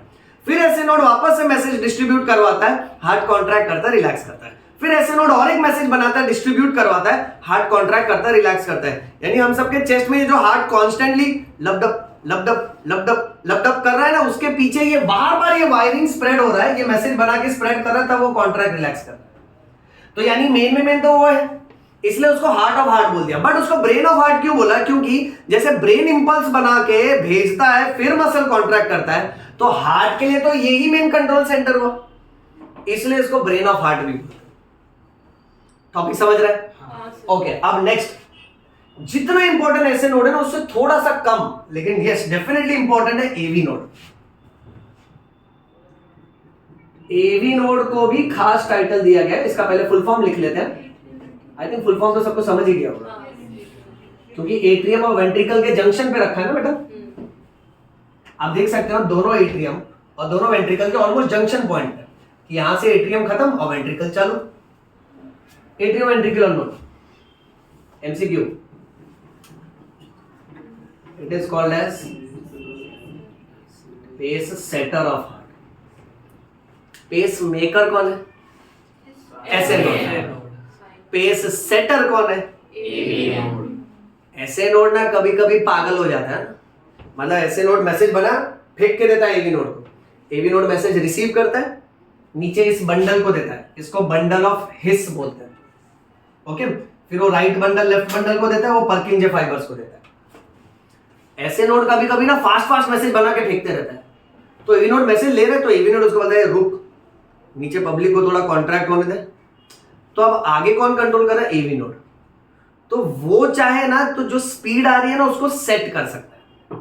इसीलिए इंपल्स बनाने का काम ऐसे नोड का है, मेकर, पेस मेकर. बट कितने पेस से हार्ट काम करेगा ये तय कौन करता है? AV node. ये समझे बेटा? हाँ सर. जैसे लेटर से सपोज फॉर एग्जांपल, ठीक है, मैं तुम्हारा मैथ्स का टीचर, ओके, मैं एमसीक्यू पे एमसीक्यू बनाते जा रहा हूं, सम्स पे सम्स बनाते जा रहा हूं, और मैं प्रथम को दे रहा हूं, प्रथम को बोला प्रथम तेरे को बांटने का सबको, तो मैं ऐसे नोड प्रथम एवी नोड, मैं सम्स फटाफट बना के ये ले प्रथम बांट सबको, सबको बोल सॉल्व करने के लिए. अब मैं फटाफट 100 200 300 क्वेश्चन दे दिया, तो प्रथम बोले सर रुको, उनका 40-50 ही सॉल्व करके नहीं हुआ है. You understand? तो ऐसे नोड क्या करेगा? वो इंपल्स बनाते जाएगा, बट वो फिर इंपल्स देता है किसको? एवी नोड को. एवी नोड पेस को सेट करता है बेटा। सो डू नॉट फॉरगेट आज के लेक्चर का again one of the most strongest sentence, pacemaker of heart is SA node, pace setter of heart is AV node. Now tell me, are we clear with this? Yes, sir. But amongst this, do not again forget the silly part, the diagram part. We started with Mickey Mouse. हम उसको double किए, ऐसे node AV node set करो, bundle बनाओ। अब naming करके इसको fast fast close करते हैं बेटा। मेन पॉइंट्स मैंने लिख दिए, मैंने एक भी वर्ड स्किप नहीं किया बच्चों, ताकि आपका नोट्स भी प्रॉपर्ली मेंटेन रहे। देखते जाना यहाँ पर। फुल फॉर्म लिख देते हैं। ऐसे नोड इज साइनोएट्रियल नोड।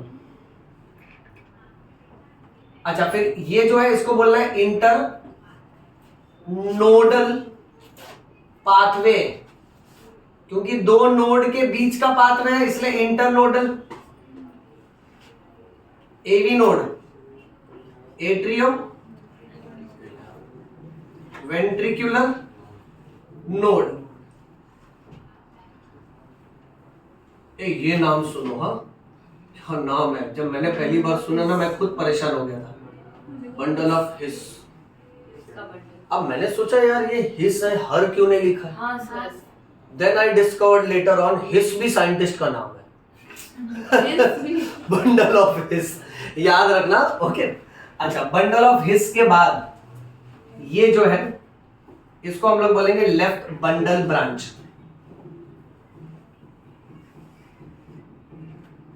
वैसे ही मेरा बेटा this will be correct, right bundle branch. अच्छा, ये जो पतले पतले रेड कलर के फाइबर्स हैं, क्या नाम बोला था? पर्किंजे फाइबर्स। अदर देन दैट बेटा, ब्लड वेसल्स में IVC, SVC, these are pulmonary veins, correct ना बेटा? Right, okay. अच्छा, तो यहाँ पे कंडक्टिंग सिस्टम ऑफ हार्ट का डायग्राम फिनिश हुआ, मेन पॉइंटर्स खत्म हो गए, ओके। अब जो बाकी के फिलर सेंटेंसेस है ना वो यहाँ पे लिख लेते हैं। तो कंडक्टिंग सिस्टम ऑफ हार्ट में अब रूल सुना सब लोग ध्यान से।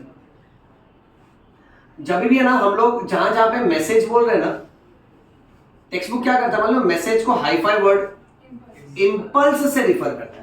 यानी देख, मैंने बोला कि अरे ऐसे नोड ने मैसेज बनाया कि चलो अपने को कॉन्ट्रैक्शन मारने का है, फिर ये मैसेज इंटरनोडल पाथवे में गया, एवी नोड में गया, बंडल ऑफ हिस में गया, राइट बंडल, लेफ्ट बंडल, फिर पर्किंजे फाइबर्स में गया। हम लोग अपने कम्युनिकेशन के लिए मैसेज बोल रहे हैं, बट टेक्स्ट बुक वो मैसेज को क्या बोलता है? Impulse, okay. अब यहां ये नहीं रुकता है, एमसीक्यू में ना कभी कभी पब्लिकेशंस वाले क्या करते हैं मालूम है? इस इंपल्स को एक्शन पोटेंशियल भी बोलते हैं बेटा। तो अब यहां पे मेरा बायो का बच्चा याद रखेगा कि ये तीनों सेम होता है, कंफ्यूजन पालने का नहीं। अच्छा, नेक्स्ट, अब मैं तुमको पहले एनसीईआरटी के हिसाब से बता देता हूं। एनसीईआरटी टेक्स्ट बुक हमसे ये कहता है कि इंसान का नॉर्मल हार्ट रेट 70 से लेकर 75 बीट्स पर मिनट होता है। बीपीएम फुल फॉर्म बता दो। Beats per minute. अच्छा, इसको 70 to 75 पर मिनट भी लिख सकते हैं, बीट्स लिखा ही नहीं जाएगा, ठीक है। इसको 70 to 75 मिनट इनवर्स भी लिख सकते हैं, यानी पर मिनट हुआ ना, वो फिजिक्स का स्टाइल है ना लिखने का। हाँ सर। ठीक है, तो ऐसा आपको मिलेगा, इसमें परेशान नहीं होना बेटा। 70 to 75 बीट्स पर मिनट, या तो 70 to 75 पर मिनट, या तो मिनट इनवर्स। अच्छा रुको, अब बायोलॉजी भी लेकर चलते हैं। Heart rate is also called as pulse rate. जब रेंज पूछेंगे तो 70 से 75 मार्क करने का, बट अगर सिर्फ एक स्पेसिफिक वैल्यू पूछा है ना, तो स्पेसिफिक वैल्यू के हिसाब से हार्ट रेट और पल्स रेट इज ऑलवेज 72 पर minute. But against all surprises, ये सिर्फ NCERT point of view important है, यानी नीट वाला इसी से रिलेटेड पूछेगा। बट एज अ टीचर मेरा धर्म है कि मैं तुमको फ्यूचर का भी बताऊं। हॉस्पिटल में वैल्यू नहीं चलता है यूजुअली। हॉस्पिटल में the actual value that doctors count is 60 to 100 beats per minute, और ये माना जाता है 60 to 100 beats per minute is normal heart rate, क्योंकि हम सबका हार्ट रेट देखो 72 तो हो ही नहीं सकता। मैं तुम सबका चेक करेगा क्या एग्जैक्ट 72 आएगा क्या? नहीं, क्योंकि हमारे सोच विचार, हाइट, बॉडी, ओके, हमारे बॉडी वेट के हिसाब से हम सबका हार्ट रेट अलग अलग होगा, हमारे एंजाइटी, ओवर थिंकिंग के हिसाब से सबका अलग अलग होगा, बट हम लोग सब लोग ये एक रेंज में सेट हो सकते हैं ना, इसलिए रेंज बनाया जाता है, और रेंज कंपैरेटिवली ब्रॉड होता है 60 से 100 तक का। अब एक कंडीशन है जिसको कहते हैं ब्रैडीकार्डिया। बच्चों मेरे साथ इसको बाय हार्ट कर लो, ब्रैडीकार्डिया मतलब स्लो हार्ट रेट। इस इंसान का हार्ट रेट 60 से कम होगा बेटा। और एक कंडीशन है tachycardia. Tachycardia means fast heart rate, कितने से ज्यादा होगा? 100 से ज्यादा। कितना इजी है ना बेटा। बट मैं वापस से कह रहा हूं ये नीट में आएगा ही नहीं, बट तुम लोग जब भी अपने फैमिली डॉक्टर के पास जाओगे ना तो इसको एज अ रेफरेंस लिया जाएगा। एनसीईआरटी ने जो बोला है ना नैरो रेंज, ये हॉस्पिटल में यूजुअली ये वैल्यू नहीं यूज करते हैं बेटा। ओके, सो 60 से 100 याद रखो। 60 से कम हो गया तो उसको ब्रैडीकार्डिया बोलेंगे, 100 से अगर ज्यादा हो गया तो उसको टैकीकार्डिया बोलेंगे। बताइए इतना समझा सबको? अच्छे से समझा ना बेटा? ओके चलो ठीक है, इसका फोटो ले लो और एक काम करते हैं,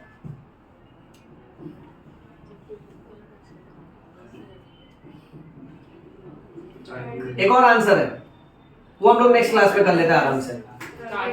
कार्डियक साइकिल 3 टॉपिक बोला था ना आज के लिए, ठीक है। स्टार्टिंग में हम लोग ने डबल सर्कुलेशन पढ़ा, ओके। डबल सर्कुलेशन के बाद हम लोग ने कंडक्टिंग सिस्टम पढ़ा।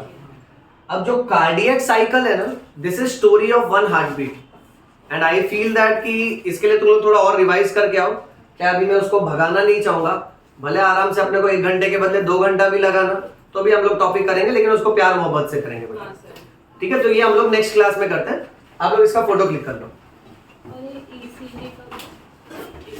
वो उसके बाद है। अभी और भी बहुत टॉपिक्स है, बहुत मतलब बहुत ज्यादा है, करेंगे आराम आराम से। चलिए बताइए, आज का लेक्चर इतना क्लियर है ना एकदम? Yes sir. समझा ना अच्छे से? एंड आई होप ये चैप्टर में तुम लोग नए नए पॉइंट सीख रहे हो बेटा। ओके, रूटीन वाले पॉइंट्स के अलावा तुम नए नए कॉन्सेप्ट सीख रहे हो, खाली उसको रिवाइज करते रहना, ठीक है। So with this let us stop our lecture, that's all. Thank you बच्चों।